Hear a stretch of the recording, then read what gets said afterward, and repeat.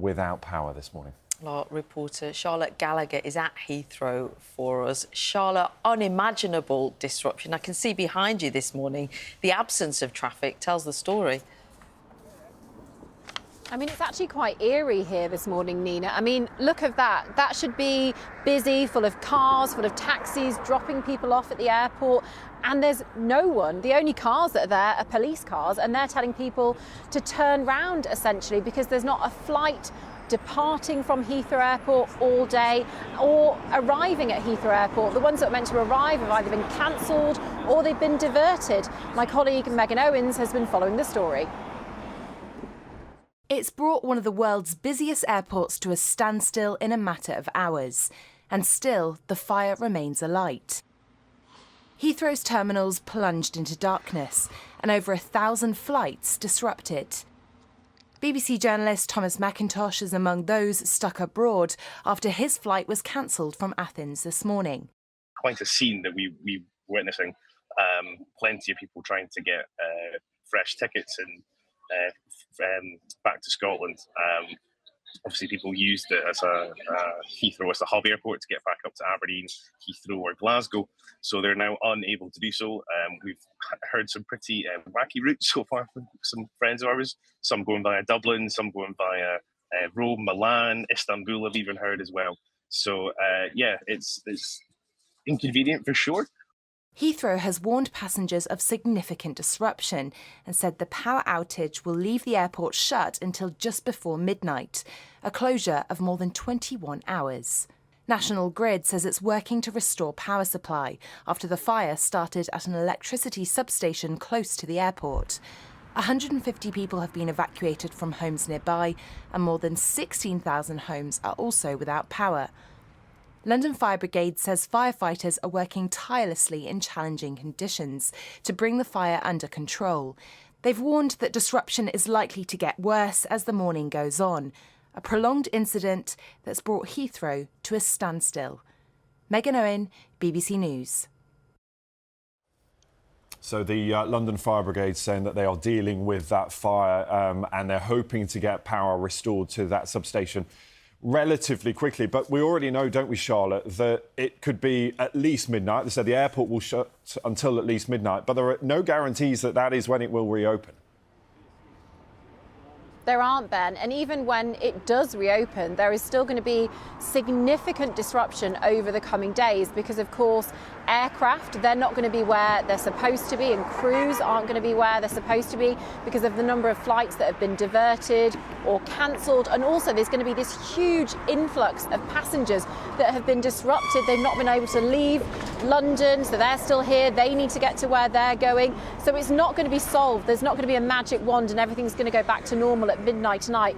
It's going to take a while for things to get back under control at Heathrow Airport. And you can imagine in the building behind me, there are going to be people working and trying to sort out the logistics over the next coming days because this is a complete mess, this situation. It's pretty much unheard of for the airport to have to close for essentially 24 hours. I mean, people were even mid-air when the airport was closed and their flights had to turn back to the airport they'd just come from. One man was saying he'd set off from Los Angeles, they were 90 minutes into the flight, and then they turned round, had another 90 minutes back to Los Angeles, and incredibly frustrating. And Charlotte, Heathrow is a global hub, isn't it? So we're hearing already about people ending up in the wrong place, flights being diverted from Ghana, ending up in France, people arriving there without the right documents. It could be weeks until everything's in order.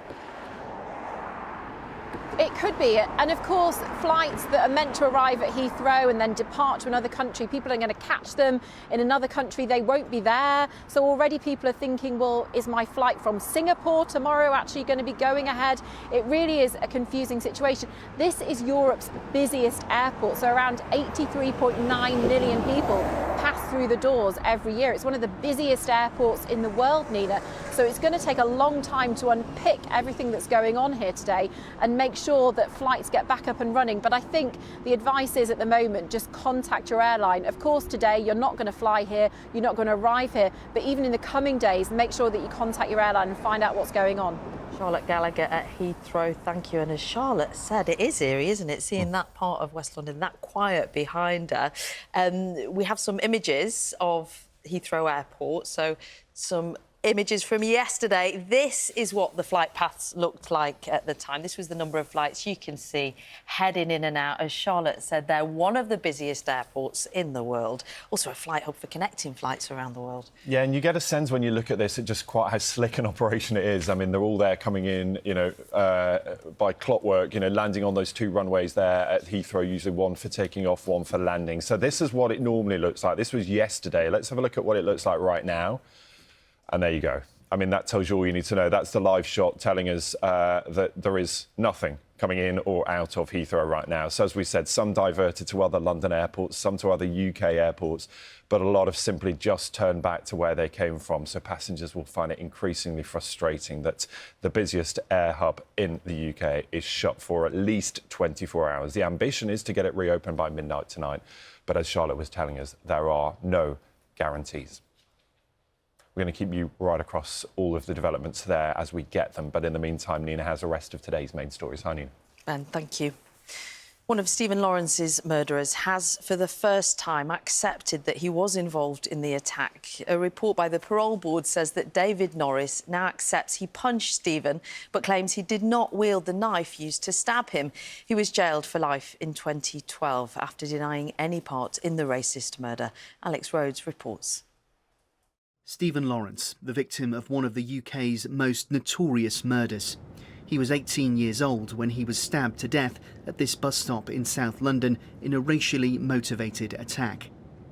The initial Metropolitan Police investigation was disastrous, with a public inquiry concluding the force was institutionally racist. Stephen Lawrence was attacked by a gang, but only two men have ever been brought to justice, Gary Dobson and David Norris. Both were convicted of murder in 2012, but neither have ever admitted their guilt until now. A parole board document examining whether Norris's application case should be held in public says recent reports now suggest Norris has accepted he was present at the scene and punched the victim, but claims that he did not wield the knife. He does not accept he holds racist views. Stephen's family have long campaigned for justice for their son.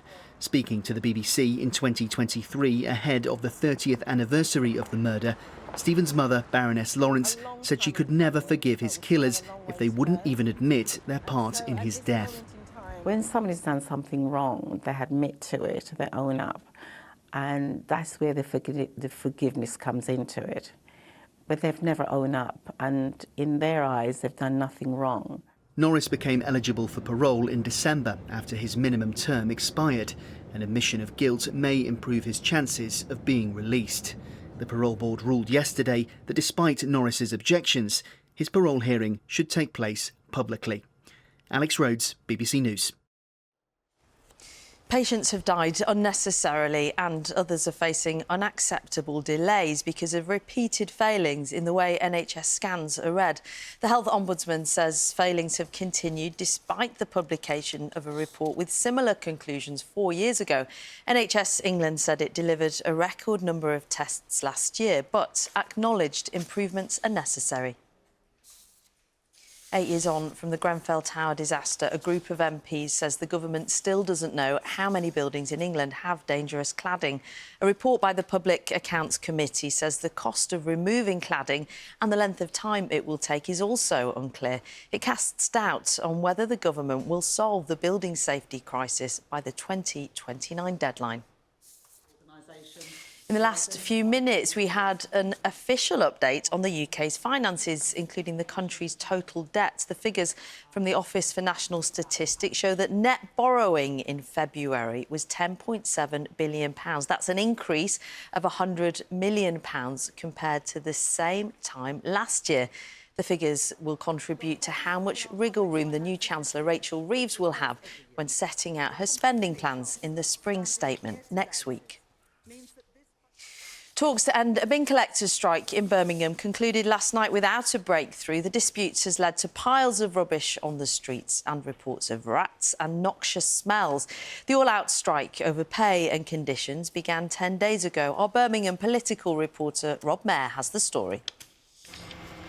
It was another day of chaos in Birmingham as people flocked to pre-advertised mobile rubbish collections. We're now well into the second week of the all-out bin strike in Birmingham, and scenes like this have become pretty common. People swarming around waste trucks, getting rid of their waste. I've seen people struggling along the street with wheelie bins, even bringing wheelie bins in vans from far across the city. So desperate are they to get rid of their rubbish. I've just come from down the road. I've just helped clear the rubbish. Myself, a few neighbours, I've done all their rubbish for them. Yeah, it's a good thing that they've got this truck here. Very desperate to get rid of my rubbish. It's been piled up for like a very long time, and we're just getting rats in the area coming as well. Yeah. How long has it been since your bins were collected? I think it's been about a fortnight. 17% in 2 years for council tax, and this is what we get. We're paying for a service we're not getting. Earlier in the day, refuse workers were back on the picket line, delaying lorries which were heading out on rounds. Birmingham City Council have previously accused the union of preventing trucks from leaving the depot, but the strikers say they're just trying to speak to workers who are still on shift. Talks between the union and council were not expected to yield immediate results, but perhaps get things moving in the right direction. Let's make sure we're at the same starting point, and then let's get a series of dates in our diary, so we're not just having one meeting and then not seeing each other for weeks and weeks afterwards. We're prepared to do that. But for now, the mountains of rubbish continue to build right across the city. Rob Mayer, BBC News, Birmingham. Now, it is that time of year again, isn't it, when Red Noses are around. It's comic relief. This year is a big one, though. It's 40 years of the initiative that has seen millions of pounds raised for those in need. Events are taking place at schools, workplaces, communities across the UK to raise money for worthy projects. As always, there'll be a special fundraising programme on BBC One tonight. Sketches, live performances and gruelling challenges. I love it every year. Sitting down, whole gang, sit down, loads of snacks. And it's always very emotional, isn't it, seeing the achievements like this. I wouldn't call me on the I think that you call there. that an achievement. God, I look like... I like your glittery top, though. You'd think going that slowly, it would be impossible to hurt yourself. And yet, here I am this morning. How's your bruised back? Not great. If you're doing something funny for money today, enjoy yourselves. Let's talk to Matt, and he's been spoiling us with gorgeous pictures of the nice sunshine. This is yesterday. It's a bit different today, isn't it, Matt? Morning. It is slightly different, but yeah, this was from Talking Grueling Challenges. This was actually from Jamie Lang, who's doing the 5 ultramarathons in 5 days with Radio 1 at the moment. Yesterday, Grueling Day 4, still managed to capture this beautiful end to the day. Of course, the spring equinox yesterday, a lovely end there. He's going from Buxton to Salford, here in Salford through today. So if you do see him out there, lend your support if you can. And the good news for him, and if anybody is doing anything outside today, is that it's going to be a largely dry day once again. More clouds, so some hazy sunshine around, but there will be some wetter weather down towards the south and the west. You can see that just starting to gather on our satellite imagery here. The white clouds, it's basically high cloud drifting its way northwards. It's the blue splashes down towards the southwest. Will produce some heavy bursts of rain across southwest England, maybe parts of south and west Wales through today, and later a few showers into Northern Ireland. Most, as I said, will stay dry, hazy sunshine around, so more cloud than today, but still pleasant in that hazy sunshine. You can see by the end of the afternoon, we've got those splashes of rain still in the southwest, a bit cooler, breezier here. Breezier elsewhere, but still up to around 17 or 18 degrees across parts of the south, Midlands, northwest England, cold window, northeast England and through eastern parts of Scotland. But elsewhere, central western Scotland, a warmer day today than yesterday. Temperatures up to around 17 or 18 Celsius possible here. Into tonight, the rain will then develop more widely. Some heavy bursts around as well as that works its way northwards, turning a bit dry across the south later in the night. And with the breeze, the cloud, the rain, it won't be a cold night by any means. So a mild enough start to tomorrow morning. But tomorrow, looking a lot cloudier, outbreaks of rain around, some brighter spells, especially in the south. Sunday, it's south, most likely to see some heavier showers, turning a bit drier and brighter in the north. And temperatures will be on the slide this weekend, Ben and Nina, and will remain close to average next week. Matt, thanks very much. We'll check in with you.